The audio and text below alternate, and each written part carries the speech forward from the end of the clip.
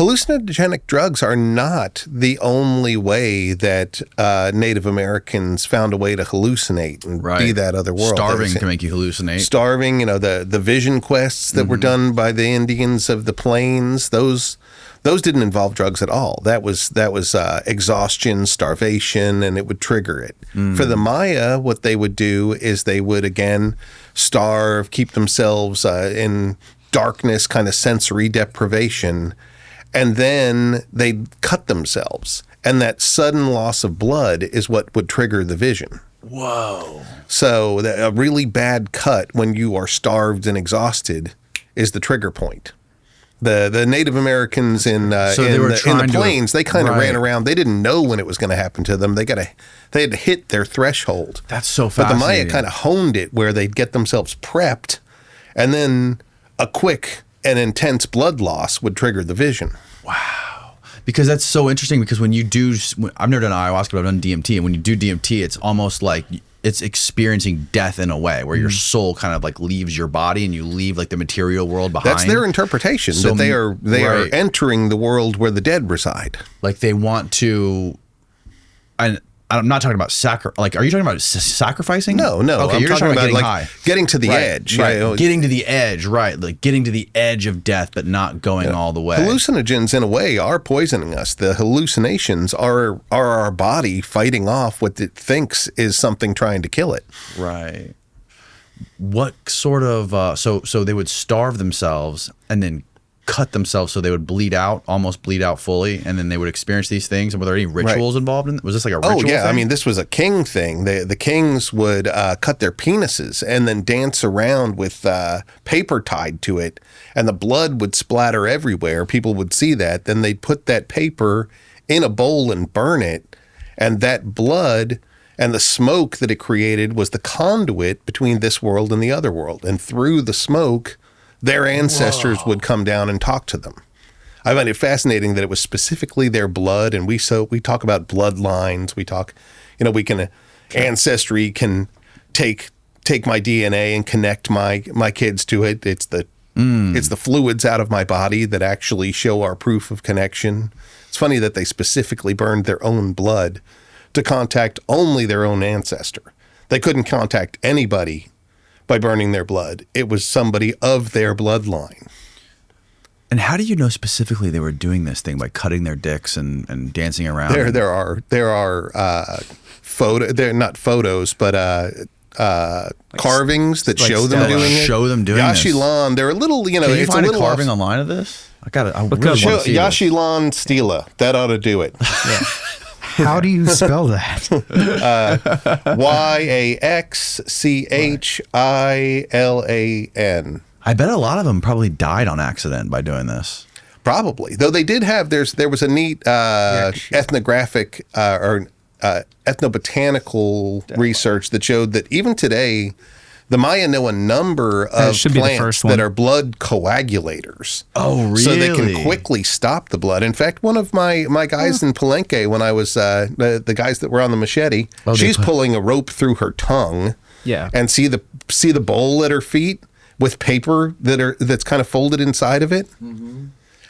She's pulling it. Women had to pull a thorny rope through their tongue, and men would cut their penis. God. But she is there. It's even there. I think there are droplets in this one on her chin. If you zoom in, you can see the blood actually coming out of her mouth. Yeah, that's supposed to be like the blood dripping down, and then you go down and at her feet, see the thorny. Obviously thorny. That's the bowl with the paper in it, and that paper is going to get soaked. And in the very next scene, that paper is burning. The smoke is turning into a big snake who's above her and burping out the first king of the Yashilan dynasty named Yat Balam, penis jaguar.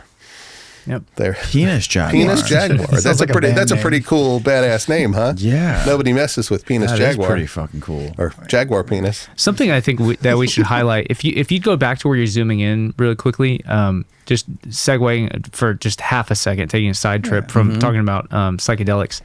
You know, one of the things that made a site called Göbekli Tepe so famous was that, you know, they're kind of carving sculptures into the rock, like they're removing away the face of the rock to reveal the picture from underneath. But there, you know, it's these Negative relief. Yeah. From at that site, it's these very basic, you know, animals and human beings. But this is exactly the same thing in exactly the same kind of stone, and it's really some of the most intricately detailed reliefs in all of the ancient world. And that's on top of having probably the most complicated language in the ancient world as well. Right. Yeah. The background is deeper than the characters that are carved. It's called bas relief, and it is much harder to do than carving into a stone, because you can just keep carving and fix your mistakes. This one, your mistakes are pedestaled. Yeah, exactly. Right. It's got to be perfect. You have to plan it out, right? And think See, of it. that's her husband, Shield Jaguar, and he's holding a torch above her. So this is a scene that's happening at night. The interesting thing that we know from hieroglyphs, like the one that are above him, that's naming him. That's a jaguar penis? No, that's her husband, Shield Jaguar. Okay. Whose name is in the elbow of that thing. But he's not of the bloodline. She is. So she has to do the bloodletting, because only her blood is going to make it to Penis Jaguar. If he did the bloodletting, it would just be his nobody grandfather.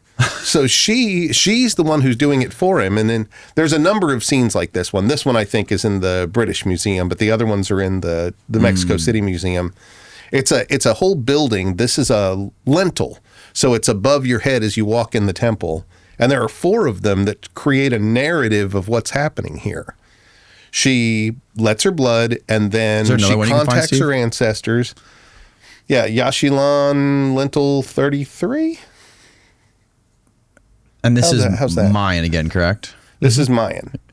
And so it shows her contacting her first letting blood, then contacting her ancestor, then handing him his helmet and shield. So she's asked the ancestors to protect her husband in battle, and then she sends him off. Wow. That's wild, man. So there's 33. These are all part of let's see, there was one I just saw. The same ritual. How about 4th from the top? I think that's another one in the sequence. I think that's where she's handing him. I'm sorry, that's where she's handing him the helmet. That one. So that's the end. There's his Jaguar helmet she's handing him. Oh gosh! Nice. Come on. And that's a soccer game. That's not it. Okay, that's not it. Oh, there it is. There it is. The one with the big snake. Go scroll down. That one. Click on that one. Just zoom in on it, Steve. There you go. See that guy coming out with the spear and a shield? He's Yat Balam. It says it in the hieroglyphs above him. He's the lineage founder of Yaxchilan. And if you follow, see, he's getting burped out of the mouth of a snake. Follow its undulating body down, and it starts at the bowl. The bowl's smoke is turning into the snake. That's amazing. Oh yeah, and she's also holding it. She's holding another bowl in her hand. Yep. Also with the stuff, and the smoke's combining to become what they call the Boots Chan, the smoke serpent, and that's the conduit between this world and the other, where shamans can ride it up into the other world, and ancestors can ride it down to talk to us. Wow. Isn't it amazing how intricate this is? You have to really look at it for a minute to understand what it is you're looking at.